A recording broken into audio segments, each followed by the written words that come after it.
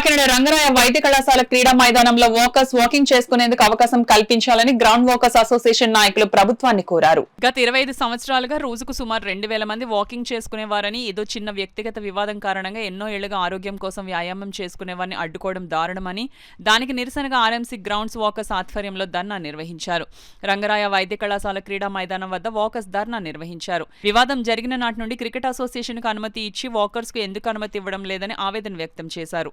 మేకా శ్రీనివాస్ ఆధ్వర్యంలో జరిగిన కార్యక్రమంలో పెద్ద సంఖ్యలో వాకర్స్ పాల్గొన్నారు. ఈ సందర్భంగా మాల నరసింహమూర్తి, వేళంగి, మాన్ని శివ, పుట్టా సోమన్న, మేకా శ్రీనివాస్ మాట్లాడుతూ యూనివర్సిటీ గ్రౌండ్స్ లో బయట వారు ఉపయోగించుకునేందుకు ప్రభుత్వ ఉత్తర్వులు ఉన్నప్పటికీ కాకినాడ ఆర్ఎంసీ అధికారులు అనుమతించేందుకు నిరాకరిస్తున్నారని, తక్షణం వాకర్స్ అనుమతి మంజూరు చేయాలని డిమాండ్ చేశారు. ఈ కార్యక్రమంలో గన్ని చౌదరి, సత్యరాజు, గోలి శ్రీనివాస్, పాలరచ్ల బద్రి, మల్లిపూడి భద్రరావు, ఉప్పలపాటి రామకృష్ణ, బాషిం గోవిందరాజు పెద్ద సంఖ్యలో వాకర్స్ పాల్గొన్నారు.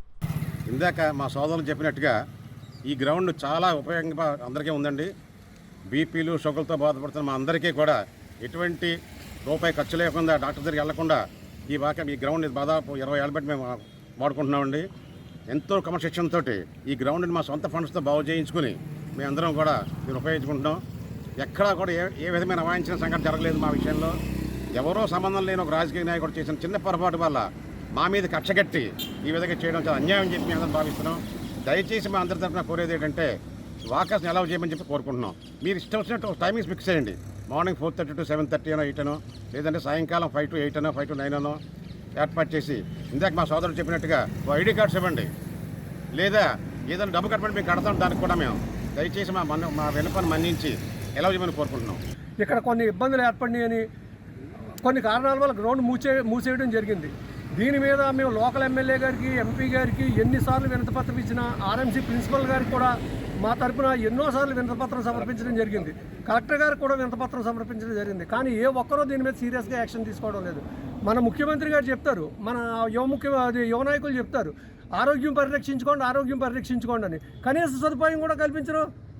ఉన్న అవకాశాన్ని కూడా పాడు చేశారు. రూపాయి ఖర్చు లేకుండా అది చేసుకోవచ్చని మన ముఖ్యమంత్రి గారు చెప్తున్నారు. దాన్ని జీవో పాస్ చేశారు. పాస్ చేసిన జీవోను కూడా ఇంప్లిమెంట్ చేయడానికి ఇక్కడ ఎవరూ లేరు. ఏం అసమర్థ పరిపాలన అండి ఇది. ఎమ్మెల్యే గారు పట్టించుకోరు, ఎంపీ గారు పట్టించుకోరు.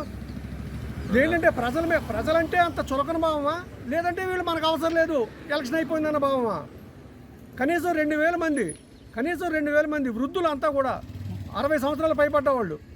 ఏదో కొన్ని అవాంఛనీయ సంఘటనలు జరిగినాయి, దాని మీద తగిన యాక్షన్ తీసుకోండి, కాదని మేము అంటలేదు. దీనిలో మా తప్పేమైనా ఉందా? అదీగాక ఈ గ్రౌండ్ ఏ పరిస్థితిలో ఉండేది 25 సంవత్సరాల క్రితం, ఇప్పుడు ఏ పరిస్థితిలో ఉంది? దీనికి అందరికీ కారణం ఎవరు? ఈ వాకర్స్ కలెక్ట్ చేసుకున్నది, ఇంప్రూవ్ చేసుకున్నది ఈ గ్రౌండ్ అంతాని. వేరే వ్యక్తులు ఎవరు కాదు కదా దీనికి చేసింది.